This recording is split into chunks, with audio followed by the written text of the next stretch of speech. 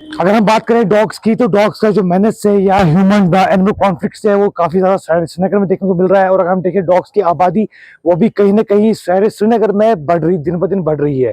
तो इसी सिलसिले में अब जो तीसरा फैसिलिटी है डॉग स्टेरलाइजेशन का, वो एसएमसी की तरफ से खोला जाएगा या शुरू किया जाएगा, जहाँ पे डॉग की स्टेरलाइजेशन की जाएगी।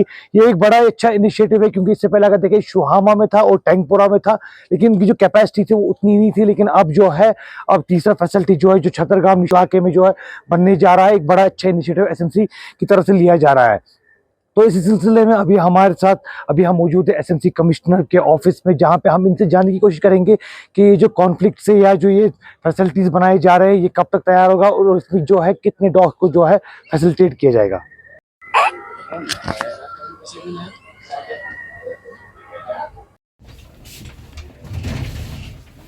मोबाइल को जो ही मोबाइल से चलो मैं बना लेता हूँ।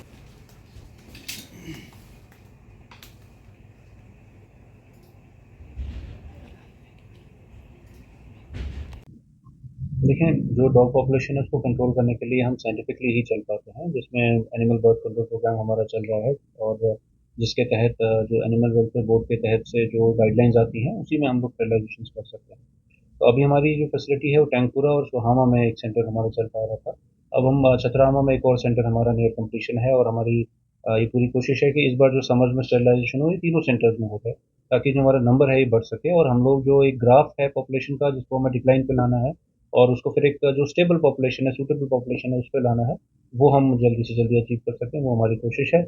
और आप जानते हैं कि पिछले 2 साल से जैसे स्टेरिलाइजेशन चल रही है, साइंटिफिक तरीके से चल रही है, हम लोग दिन के जो नंबर्स थे हमारे पास एज पर कैपेसिटी हम 100% यूटिलाइज कर रहे थे।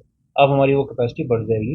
उसके साथ साथ हम वैक्सीनेशन करते हैं जो स्ट्रे डॉग्स हैं, और कहीं पे अगर कहीं रेस्क्यू की ज़रूरत पड़ती है तो वो भी सर्विसेज हम प्रोवाइड करते हैं।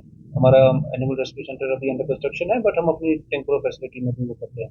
तो और इवन सिर्फ स्ट्रे डॉग्स नहीं है, जो हमारे अबैंडन हॉर्सेज हैं या कैटल पॉपुलेशन है, उनको भी कई बार हमें ट्रीट करना पड़ता है, उनको कई बार हमें रिहैबिलिटेट करना पड़ता है। That is what we are doing. हमारे म्यूनसिपल वेटरनरी ऑफिसर रहते हैं इसके लिए।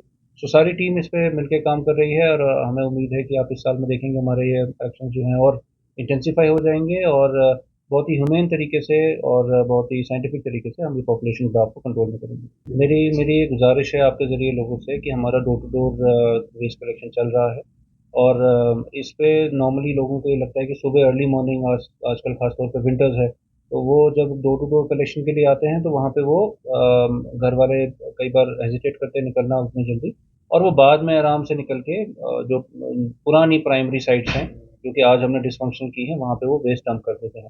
तो वैसा ना किया करें, वो प्रैक्टिस ना करें, उससे ये चीज़ें इंकरेज होती हैं। ना सिर्फ डॉग पॉपुलेशन तो है ही है, वहाँ पे एकुमुलेट हो जाएगी क्योंकि उनको लगेगा एक खाने का सोर्स है।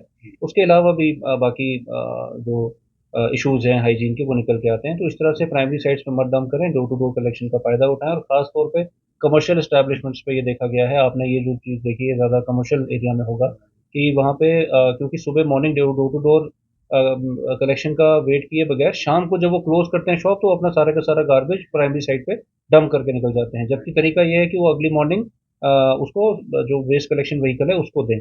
मेरी गुजारिश है, मैं हमने कई ट्रेडर्स एसोसिएशन के साथ भी इसमें मीटिंग की है, कि आप जो अपना गार्बेज है वो अगले दिन सुबह जिस जिस टाइम हमारा कलेक्शन का टाइम है उस टाइम वो दे दिया करें। और कुछ जगहों पे हम प्राइमरी साइट्स लेट नाइट भी क्लीन करवा रहे हैं, बट बहुत सारी चीज़ें फिर वो पॉसिबल नहीं हो पाती हमारे मैन पावर की लिमिटेशन, तो जो हमारा एक प्रोसीजर है उसी पे चले, और इस तरह से डंपिंग ना किया करें, और आप देखेंगे उससे बहुत फर्क पड़ेगा।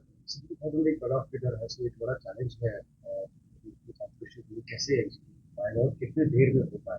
देखिए, कोई चीज़ नामुमकिन नहीं है एसएमसी के लिए। हम लोग एक जो अवेलेबल रिसोर्सेज है उनका ऑप्टिमम यूटिलाइजेशन कर रहे हैं, और जिस तरह से कैपेसिटी बढ़ा रहे हैं हम लोग इसको अचीव कर पाएंगे, ये हमें पूरी उम्मीद है, क्योंकि ये साइंटिफिक प्रोसेस है, प्रूवन प्रोसेस है, इस पर हम लोग काम कर रहे हैं और हम कर पाएंगे। एक तो हम आईसी एक्टिविटीज़ अपनी कर रहे हैं, जिसमें हम जो स्ट्रे डॉग्स हैं उनके रिलेटेड क्या इश्यूज होते हैं और किस तरह से हैंडल करना है, कैसे आप डॉग को इंटिमिडेट नहीं करेंगे, किस तरह से आप परेशान ना करें ताकि वो भी अग्रेसिव ना हो, उस सब के बारे में ट्रेन कर रहे हैं। दूसरा, कोई इस तरीके से अगर हैंडल करता है किसी भी एनिमल को, ये बिल्कुल ठीक नहीं है, इसमें लीगल प्रोविजंस भी हैं, इस पे पीनल एक्शंस भी हो सकते हैं, there are provision in law जिसमें कार्रवाई हो सकती है। ये तरीका ठीक नहीं है, और इससे और ज़्यादा मैन एनिमल कॉन्फ्लिक्ट जो है वो बढ़ता है।